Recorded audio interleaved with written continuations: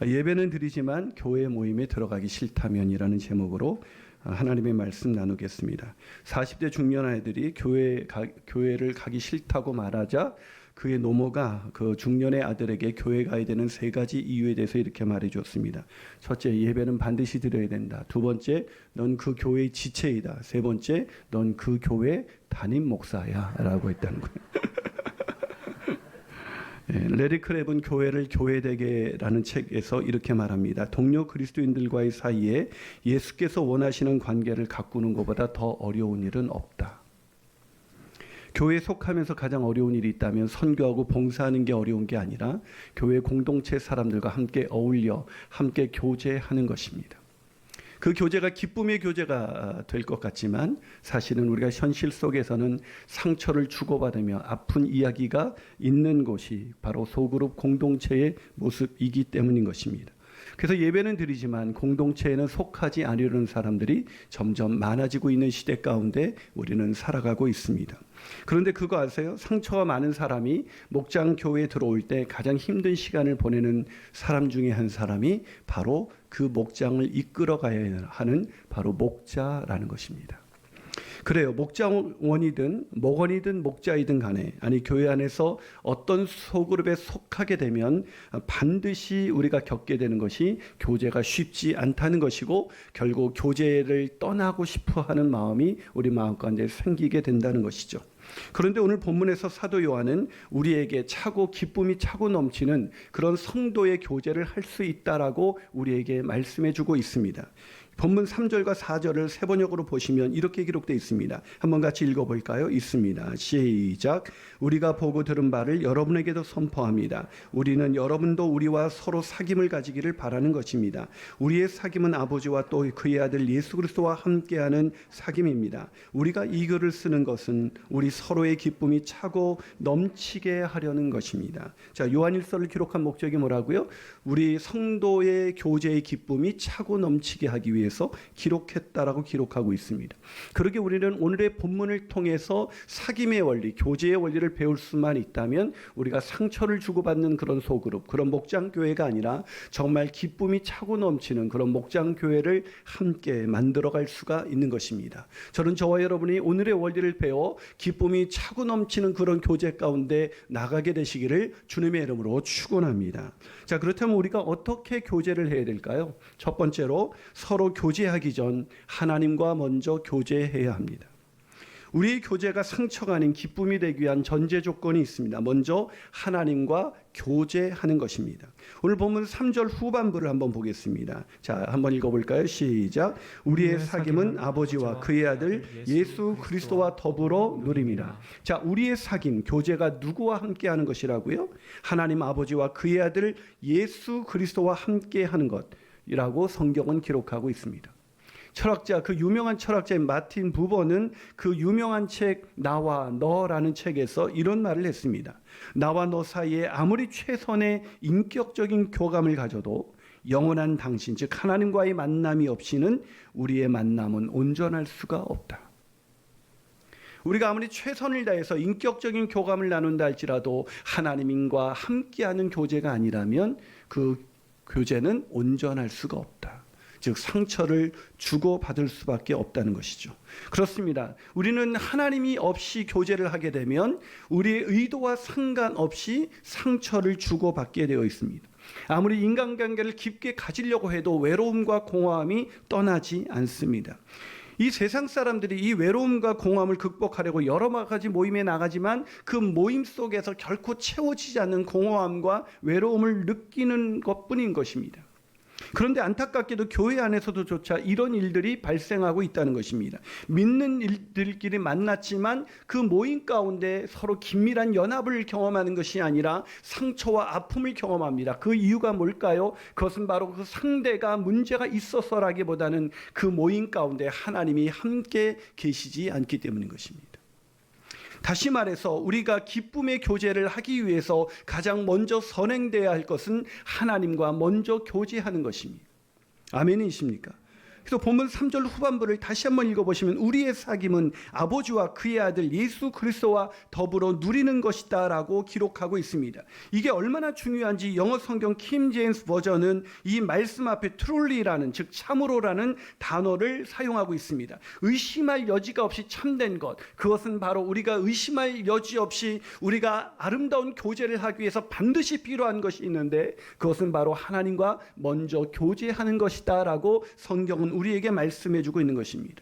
사랑하는 여러분, 우리가 지난달 교제 가운데 혹시 여러분이 목장원 때문에 상처를 받거나 아니면 목자 때문에 상처를 받거나 아니면 교회 안에 누군가 때문에 상처를 받았다면 왜 상처를 받았는지 생각해 보세요. 그리고 역으로 생각해 보세요. 여러분은 상처를 받기만 했고 저와 여러분은 상처를 받기만 하고 누군가에게 상처를 준 적은 과연 없을까요? 사랑하는 여러분, 우리가 했던 교제들이 왜 깨졌습니까? 왜 상처를 주고받게 되었습니까? 그것은 하나님과의 교제가 단절된 상태에서 목장교회나 소그룹 모임에 들어갔기 때문은 아닐까요?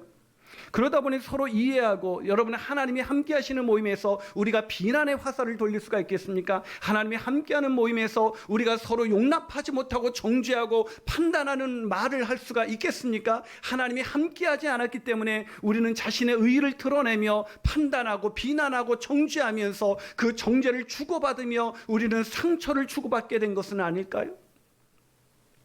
사랑하는 여러분, 목회를 하다 보면 하나님과 먼저 교제함으로 치유를 경험하지 못한 사람들이 소그룹에 들어가게 되면 반드시 그 사람이 상처를 더 크게 받게 된다는 것입니다. 그리고 그 사람만 상처를 받는 것이 아니라 그 사람으로 인해서 목장교회 전체가 힘들어지는 것을 보게 됩니다. 그런데 더 문제는 뭐냐면 자신만이 상처를 받았다고 생각을 해요. 그러면서 이렇게 결정합니다. 교회 모임에 다시는 나가지 말아야지. 그러나 사랑하는 여러분, 이것이야말로 가장 어리석고 불행하고 안타까운 결정인 것입니다. 다시 말씀드리지만 교제가 힘들고 상처를 입게 된 것은 상대방 때문이 아니라 하나님과 먼저 교제하는 나에게 더 큰 문제가 있습니다. 네, 물론 상대방도 문제가 있겠죠. 그러나 여러분, 모든 인간이 죄를 범했습니다. 모든 인간이 죄인이라는 이야기는 저나 여러분이나 모두가 누군가에게 상처를 줄 수밖에 없는 인생이라는 것입니다. 그러기에 인간이 교제하기 위해서는, 우리가 죄인들인 우리가 상처받지 않기 위해서는 그 상대가 달라져야 하는 것이 아니라 내가 먼저 달라져야 되는 것입니다. 내가 먼저 하나님 안에 있어야 하는 것입니다. 하나님이 죄인된 우리를 받아주신 것처럼, 우리가 하나님과 교제할 때 하나님이 우리를 받아주신 것처럼 우리가 누군가를 받아낼 수 있는 그 은혜가 우리 안에 머물러 있게 되기 때문인 것입니다. 사랑하는 여러분, 다시 말씀드리지만 교제가 힘들고 상처가 돼서 피하게 되는 것은 상대방 때문이 아니라 먼저 하나님과의 교제가 단절된 저와 여러분 때문이라는 것을 기억하십시오. 요한일서 4장 7절과 8절은 이렇게 말합니다. 사랑하는 자들아, 우리가 서로 사랑하자. 사랑은 하나님께 속한 것이니 사랑하는 자마다 하나님으로부터 나서 하나님을 알고 사랑하지 아니하는 자는 하나님을 알지 못하나니 이는 하나님은 사랑이심이라. 무슨 말입니까? 하나님으로부터 나서 하나님을 아는 사람, 하나님과 교제하는 사람은 서로 사랑함으로 기쁨이 넘치는 그런 교제 가운데 들어갈 수 있다는 것입니다. 저는 이 교제의 기쁨을 누리기 위해서 하나님과 먼저 교제하는 저와 여러분이 되시기를 주님의 이름으로 축원합니다. 두 번째로, 우리는 어떻게 교제할 때 기쁨이 차고 넘치는 교제를 할 수가 있을까요? 그 두 번째 비결은 하나님과의 교제를 가로막는 죄를 고백해야 합니다. 우리가 서로 사랑과 기쁨이 넘치는 교제를 하기 위해서는 무엇보다도 먼저 하나님과 교제해야 된다고 말씀을 드렸습니다. 하나님과의 교제가 깨지면 성도와의 교제가 깨지는 것입니다. 다시 말해서 성도와의 내가 살아가는데 누군가와 교제가 깨졌다는 얘기는 하나님과의 교제에 문제가 있다는 사인인 것입니다. 그런데 문제는, 그래서 이 교제를 회복하는 빠른 방법은 내가 교제가 깨졌을 때 누군가를 탓하고 정죄하고 비난하는 것이 아니라 빨리 내가 하나님과의 교제가 깨어졌던 그 관계를 돌아봐야 하는 것입니다. 그런데 문제는 하나님과 깨어진 관계를 돌아보기보다는 우리는 나를 힘들게 했다고 생각하는 그 사람을 계속 묵상합니다. 하나님을 묵상해야 되는데 계속 그 사람의 말과 행동을 묵상합니다. 묵상하면 묵상할수록 점점 더 어두운 마음이 우리의 마음을 지배하게 됩니다. 오늘 성경은 빛 가운데 행하는 사람은 교제의 기쁨을 누릴 수 있다고 말합니다. 여기서 빛 가운데 행한다는 것이 무엇일까요? 그것은 바로 자기가 하나님과 우리 교제를 갈라놨던 죄의 문제를 해결하는 것입니다. 그 죄를 자백하는 것입니다. 그 죄를 자백하고 고백할 때 우리는 빛 가운데 나갈 수가 있는 것입니다. 사랑하는 여러분, 다시 말씀드리지만 하나님 성도의 교제에서 가장 중요한 것은 아이러니하게도 상대방과 내가 중요한 것이 아니라 하나님과 교제하는 것이 중요합니다. 아멘이십니까? 그런데 문제는 하나님과의 교제를 우리가 자꾸 깨뜨린다는 것입니다. 하나님과의 교제를 자꾸 깨뜨리는 것이 무엇입니까? 그게 바로 하나님과 우리의 교제를 깨뜨리는 바로 죄입니다. 어둠입니다. 오늘 본문 5절과 6절을 같이 읽어보겠습니다. 있습니다. 시작. 우리가 그에게서 듣고 너희에게 전하는 소식은 이것이니 곧 하나님은 빛이시라. 그에게는 어둠이 조금도 없으시다는 것이니라. 만일 우리가 하나님과 사귐이 있다 하고 어둠에 행하면 거짓말을 하고 진리를 행하지 아니함 이거니와. 자, 사도 요한이 뭐라고 말하고 있습니까? 하나님과 교제한다고 하면서 어둠, 즉 죄를 지으면 그는 거짓말하는 자요 진리를 따라 사는 사람이 아니라는 것입니다. 사랑하는 여러분, 우리가 어둠 가운데 행하면서 하나님과의 교제가 가능할 수 있을까요? 불가능합니다. 하나님은 빛이시기 때문이죠.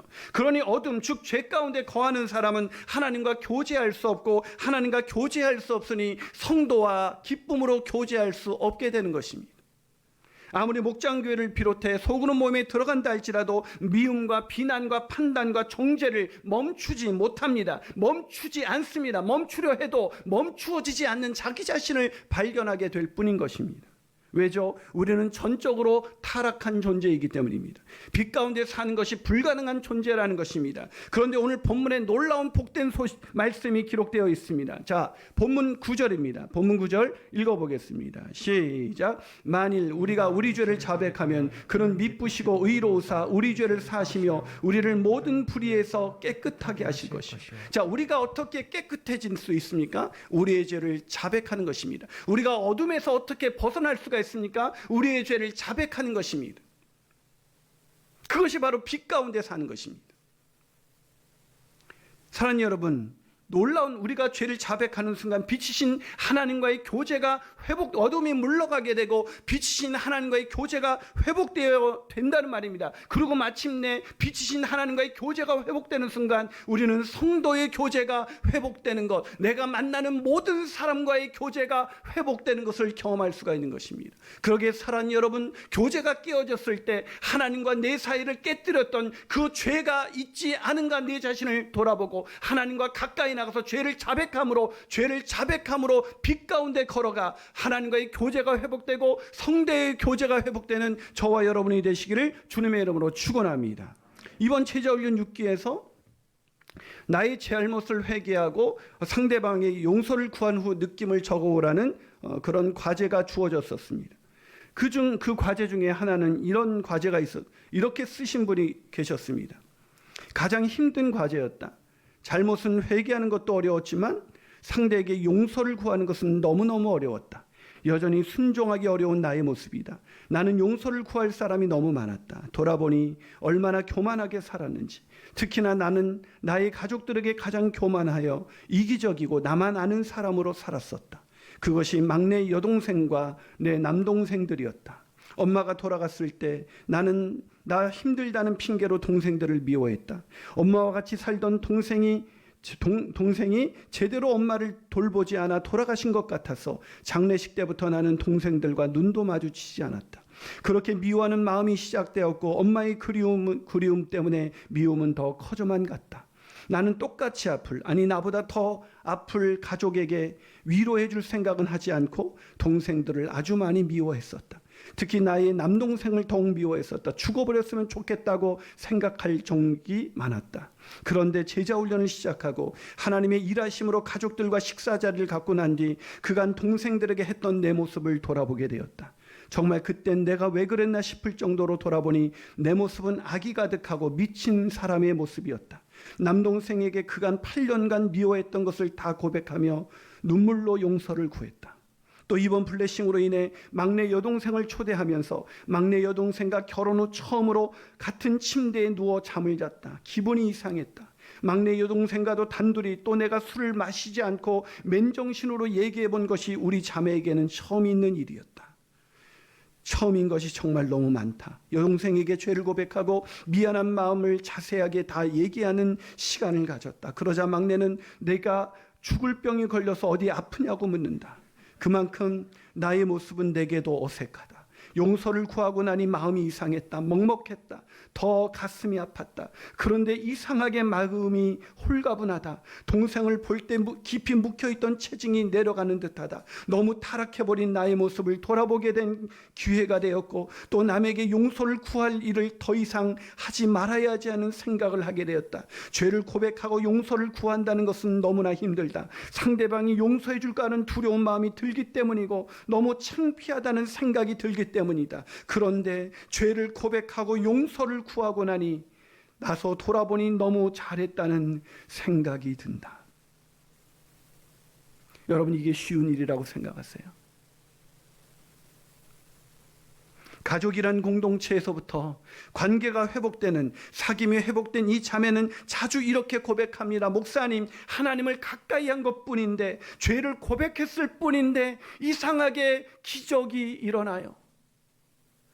사랑하는 여러분, 죄를 고백하기만 하면 기적이 일어난다는 걸 아시나요?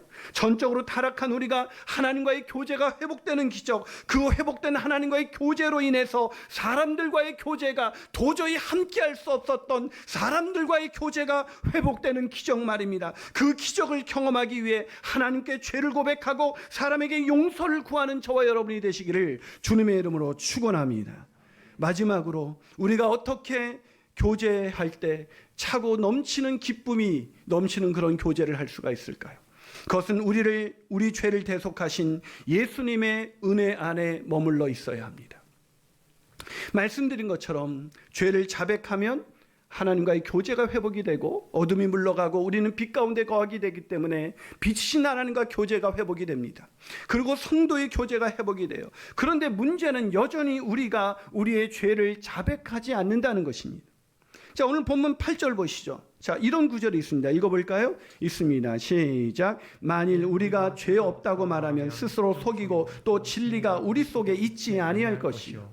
뭐라고요? 만일 우리가 죄 없다고 말하면 스스로 속이고 또 진리가 우리 속에 있지 아니할 것이요. 이 말씀이 쉬운 것 같아요? 여러분, 누군가 나에게 상처를 주었다고 생각했을 때 우리는 이런 생각에 빠지기가 쉬워요. 나는 절대 잘못한 게 없어. 아닌가요? 거기서 어떻게 빠져나올 수 있겠어요?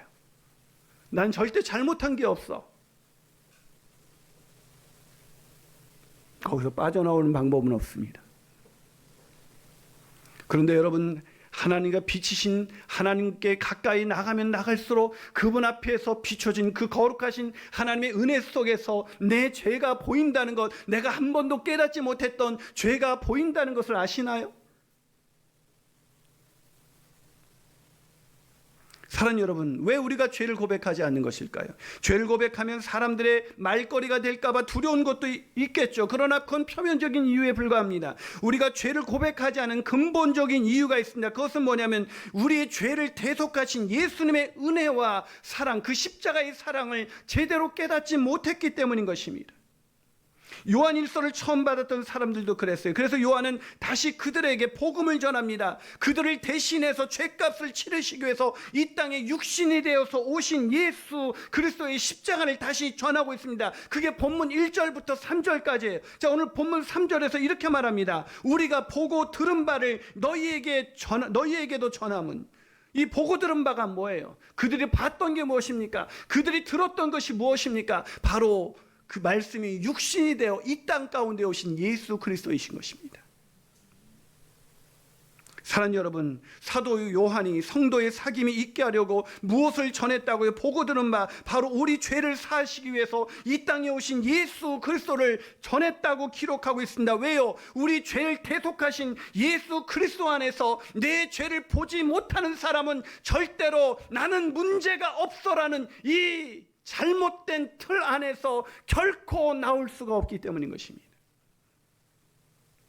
교회 안에 사람들이 싸우면 더 화해를 안 한대요. 믿지 않는 사람들은 술 한잔 먹고 화해하는데, 교회에 있는 사람들, 신앙이 더 좋다고 하는 사람들, 배운 것이 더 많은 사람들이 더 화해를 안 하는데 왜요? 그 이유가 뭘까요? 뭐라고 생각하십니까? 나는 문제가 없어. 이거 아닐까요? 나는 죄가 없어. 사랑하는 여러분, 주님의 십자가 앞에 서보기 전까지, 그 십자가의 은혜를 깊이 깨닫기 전까지 우리의 죄를 다 볼 수 없습니다. 제자 훈련을 하면서 놀라운 일들이 생깁니다. 분명히 상대가 더 잘못했는데 훈련을 받는 그 사람이 용서를 구합니다. 그리고 관계가 그 용서를 구하는 순간 더 잘못했던 그 상대가 자기의 잘못을 보게 됩니다. 왜요? 그가 빛 가운데 행하기 때문입니다. 빛 가운데 죄를 자백하는, 그래서 빛 가운데 행하는 그 성도의 모습 속에서 빛을 알지도 못해 그래서 자신은 죄가 없다고 생각했던 그 사람도 빛을 통해서 자신의 죄를 보게 되며 서로 부둥켜 안고 죄를 고백하면서 누가 잘잘못을 따질 것도 없이 서로 죄를 고백하며 그들의 관계는 회복되고 차고 넘치는 기쁨이 그들의 마음을 지배하기 시작하는 것입니다. 사랑하는 여러분, 우리 죄를 용서하신 하나님의 은혜를 정말로 아십니까? 정말로 아신다면 우리는 그 사랑으로 용서할 수 없는 사람이 없을 것입니다. 사랑하는 여러분, 우리 죄가 어떻게 용서를 받았습니까? 하나님의 아들의 피가 우리를 죄로부터 우리를 사해 주셨습니다. 그 보혈의 은혜, 그 보혈의 은혜 가운데 머무르는 사람은 그래서 자기의 죄를 더 보게 되고 오히려 자기의 죄를 고백함으로 풀 수 없었던 인간관계가 회복되는 놀라운 기적을 맛보게 되는 것입니다. 그 기적의 은혜, 그 기적의 은혜가 저와 여러분의 목장 가운데, 여러분의 인간 가운데, 저와 여러분의 인간 가운데 나타나게 되기를 주님의 이름으로 축원합니다. 이도원 목사님이 쓰신 책 중에 우리가 사모하는 공동체라는 책에 소개된 이야기입니다. 어느 성탄절 우체국에서 할머니 한 분이 긴 줄에 서 있는 것을 보고 직원이 도와주기 위해서 물었습니다. 할머니, 무슨 도움이 필요하세요? 네, 우표 2장 사려고요. 아, 네, 그럼 할머니, 우표는 저기 스탬프 기계에서도 얼마든지 줄을 서지 않고도 사실 수가 있습니다. 그랬더니 할머니가 이렇게 대답을 했습니다. 알아요. 그런데 저 기계는 카운터에 있는 아가씨처럼 저에게 잘 지내셨냐고, 요새 허리 아픈 것은 어떠시냐고, 손자들은 잘 있냐고 그렇게 묻지 않거든요. 사랑하는 여러분, 인간은 소그룹을 떠나 존재할 수가 없습니다. 인간은 존재 자체가 소그룹 존재이기 때문인 것입니다.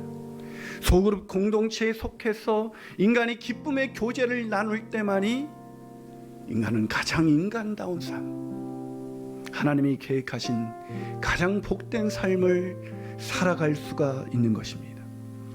하지만 죄로 인해서 망가진 인간은 소그룹 공동체에서 서로 상처를 주고 받을 수밖에 없다는 한계를 가지고 있습니다. 그래서 우리는 서로 가까워질 수도 멀어질 수도 없는 딜레마 속에 우리는 살아가고 있습니다.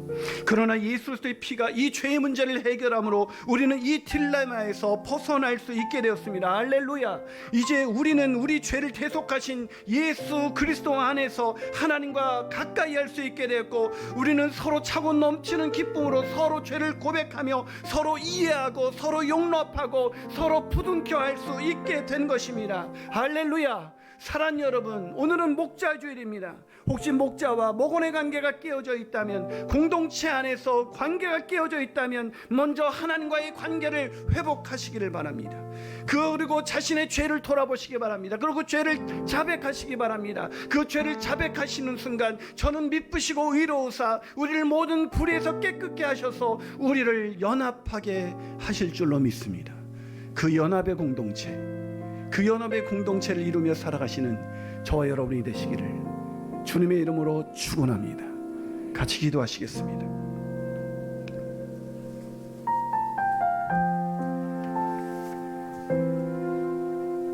사랑 여러분, 여러분은 상처 받지는 않으셨습니까? 아니, 질문을 바꿔볼게요. 상처를 주지는 않으셨습니까? 혹시 나는 잘못한 것이 없어라는